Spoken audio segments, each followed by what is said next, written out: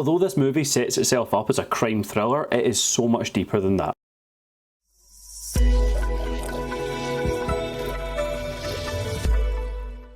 Take the Night. So Take the Night is one of those movies that's very simple in its explanation, but it is a lot more complex in its execution. The movie, very simply put, is about Robert, who's turning 25, and his brother William is throwing him a birthday party. Now he's doing that thing where he's going to get a fake kidnapping though for his birthday. Now Robert is the younger of the two brothers here. He is the one that's in charge of the company that his father left when he passed. William is very resentful for this, and that's very clear. And not just his attitude towards Robert, but just his general attitude in life. Robert seems to carry himself with a lot more respect to people around him, whereas William, he doesn't have much of that. So when William plans this, he accidentally just hires some real life criminals to do the kidnapping. He ends up employing Chad with his brother Todd and the rest of their crew, and this kidnapping goes a little bit wrong. What had in my head was that Robert was going to be taken away by the gang, held ransom or something like that, with William then doing a chase down and try to find him and save his life. Not what we got here. What we ended up getting was a very interesting look at kind of family dynamics, sibling rivalry, and people's own self-expectations. We'll look at William and Robert first. Now they are worth a lot of money, and it's very clear based on the business and the headlines they've got. Looks like the business lately though is not doing so well. There's some incidents in the newspapers they're reading. Robert just seems to be struggling and just keeping a firm grasp on everything that's going on in his life. He runs a big company. You can expect that he's going to struggle a little bit. And with William being resentful, he's not there to offer his hand as much as he probably should, especially since he works at the company and it was his dad's also. And so the two of them drifting apart is obviously going to split this company and make it crumble a little bit. But then on the flip, we've got Chad and Todd. These are the criminals and their brothers also, and it shows their family dynamic. They have also lost a father, but we see that their father was in the military, and it's shown the impact that it's had on them and how they've went their own separate ways, although very much together in crime. What we see instead is how they've seemed to have taken it on and how it's changed them as characters. We don't see them before their dad's passing, but you can get an understanding that they've kind of diverged from each other. You know, they've coped in different ways and become their own people. This movie just looks fantastic. It clearly has some budget going for it because the cinematography in here is fucking great. And I didn't even realise until I sat down and turned on this camera that Chad, who is the head of the kind of criminals here, not only wrote this movie, but he directed it as well. So I'm going to probably mispronounce this, but Seth McTigue, he can just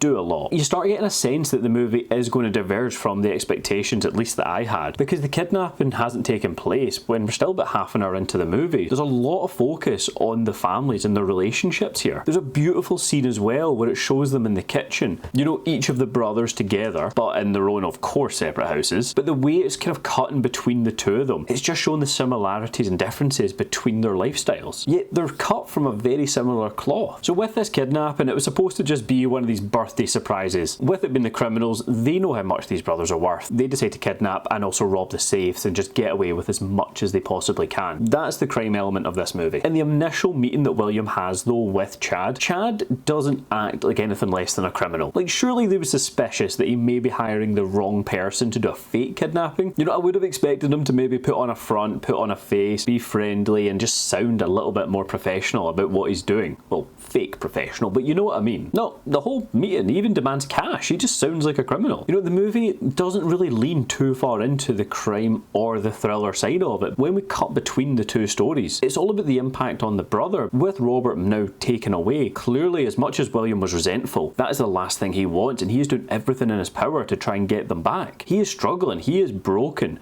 at what he's done. And on the flip of it, we see that Chad and Todd, the two criminal brothers, they've got different outlooks. You know, Chad wants out the game, and Todd is just a bit of an idiot. You know, he just comes across as very immature. Quite clear that he was the older brother who looked out for Todd, but Todd just never grew. They do a great job here though of balancing these two families. You know, nobody gets more screen time than the other, so they're both fully developed and fleshed out. You know, it's not a movie where you're following William trying to get his brother back the whole time and then it just cuts over to the criminals and they're just doing very criminally things. No, they're human. You feel it. It's the inner workings of the relationships. They could have been fleshed out maybe a little bit more. A few of the kidnapping shots are very dark. Now, I don't mean dark as in like evil, gritty, grotesque. I just mean literally dark. It was quite difficult to see exactly what was happening in some of these scenes. I mean, you understand it. If you know the start of the scene, he's got a bag over his head being carried somewhere, there's not much that you're missing, but I'd like to be able to see the movie I'm watching just a little bit better. The performances in here are definitely what's going to be carrying a movie like this, and I will say they were all fantastic. The main standouts, and thankfully so, were kind of the four brothers. You got William and Robert, you got Chad and Todd. Todd. They brought a lot to it,